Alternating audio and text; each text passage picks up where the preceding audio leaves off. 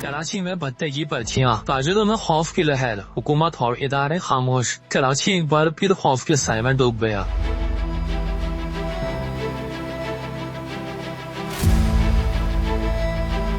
कारोबारी तबका भत्ताखोरी और धमकी आमेज खतूत की नई राह से शदीद परेशान है। मुख्तलिफ कारोबारी शख्सियात को भत्ते की पर्चियां और गोलियां भेजी जा रही हैं।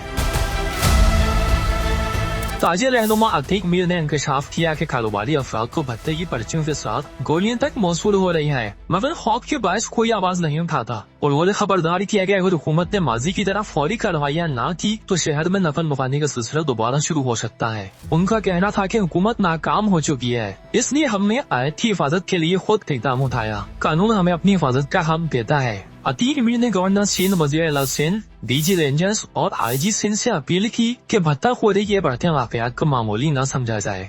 कराची की ताजीर एक बार तो फिर भत्ताखोरों के रहम करम पर है। माजी में पुलिस, रेंजर्स और ताजिरों ने मुश्तरका हिकमत अमली से इस अफरीद पर काबू पा लिया था, लेकिन कुछ अरसे से ये दोबारा सरगर्म अमल है। दुकानदारों को जिस कॉल्स आ रही हैं, बुलेट्स पर्चियों में लपेट कर भेज रहे हैं।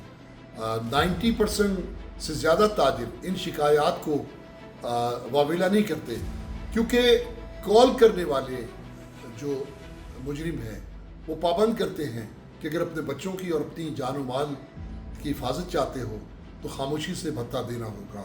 यही सबब है कि हम तक भी या कानून तक लोग नहीं पहुंच पाते हैं।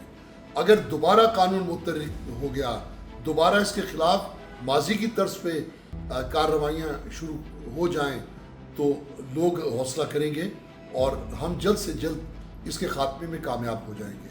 दीगर सूरत में जिस तरह माजी में हज़ारों लोग कराची शहर छोड़ कर चले गए, अब भी ऐसा ना हो कि नकल मकानी शुरू हो जाए और ये शहर मुकम्मल तौर पर जंगल बन जाए। मैं वज़ीर-ए-आला Sindh, governor Sindh, DG rangers और आईजी सिंध से अपील करता हूँ कि इसे मामूली न समझें। एक कॉल किसी को भी की जा सकती है। यही भत्ताखोरों की कामयाबी है कि उनके जुर्म में एक फ़ोन इस्तेमाल होता है।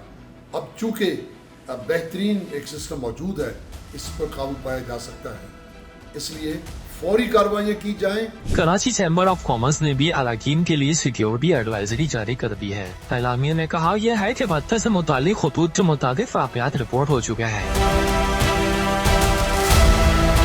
चैम्बर ने ताजिरों और सनअतकारों को हिदायत की कि वो दफातर और घरों पर CCTV कैमरे नस्ब करें और किसी भी धमकी की इत्तला फौरन कानून नफिज करने वाले इदारों को दें। एलामे के मुताबिक कारोबार, जायदाद और खानदान के तहफ़्फ़ुज़ के लिए सिक्योरिटी इक़दाम नागुज़ीर हैं। CCTV रिकॉर्डिंग्स मुस्तक़बिल में सबूत के तौर पर इस्तेमाल होंगी। चैम्बर ने मुतालबा किया कि भत्ताखोरों के खिलाफ फौरी और मौसर कार्रवाई की जाए। तौल सिटी ताजिर इत्तेहाद के सदर शजील गोपलानी ने कहा कि भत्ताखोरी आज भी जारी है। हुकूमत और इदारे मुकम्मल तौर पर नाकाम हो चुके हैं। उनका कहना था कि पहले भत्ता हजारों में होता था, अब करोड़ों रुपए मांगे जा रहे हैं। मुतासर ताजिरों को इंसाफ की बजाय दबाव का सामना है। ये पुलिस और सिस्टम की नाकामी का खुला सबूत है। उन्होंने हुकूमत से मुतालबा किया कि मजीद खून खराबे से कबल फौरी और मौसर कार्रवाई की जाए। दूसरी जानिब तनकीम पाकिस्तान के डिप्टी पार्टी मनीगर ताहा अहमद ने वज़ीर-ए-आला सिंध को एक अहम खत लिखकर मामले की तहकीकात का मुतालबा किया है। खत में कहा यह है कि भत्ताखोरी के वाक़यात सरमायाकारी और रोजगार के मौके पर मनफी असर डाल रहे हैं। हुकूमत कारोबारी तबके को तहफ़्फ़ुज़ फराहम करे। उन्होंने तजवीज़ दी कि ताजिरों के लिए मखसूस हेल्पलाइन और फौरी रद्द-ए-अमल वाला सेल कायम किया जाए, जबकि तिजारती और सनती इलाकों में पुलिस और रेंजर्स की गश्त में इजाफा किया जाए। खत में मजीद कहा गया कि पुलिस, रेंजर्स और इंटेलिजेंस इदारों पर मुश्तमिल एक हाई लेवल टास्क फोर्स तश्कील दी जाए ताकि भत्ताखोरी के नेटवर्क का खात्मा मुमकिन हो। 2 महीने पहले इन्होंने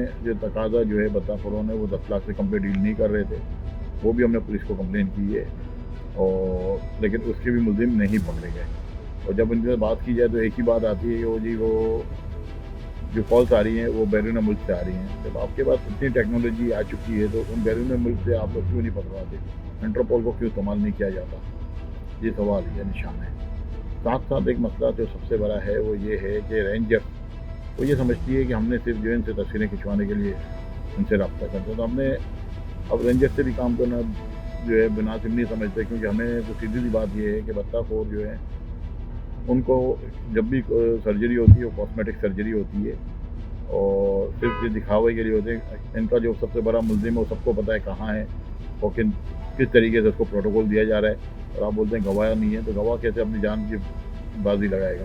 کراچی میں ایک بار پھر بھتہ خوروں کی واپسی نے کاروباری برادری میں تشویش کی لہر دوڑا دی ہے. تاجر برادری سوال اٹھا رہی ہے, آخر کب تک شہر قائد کے تاجر خوف میں کاروبار کریں گے؟ اگر فوری اقدامات نہ کیے گئے تو یہ لہر ایک بار پھر کراچی کی امن و معیشت کے لیے تباہ کن ثابت ہوگی.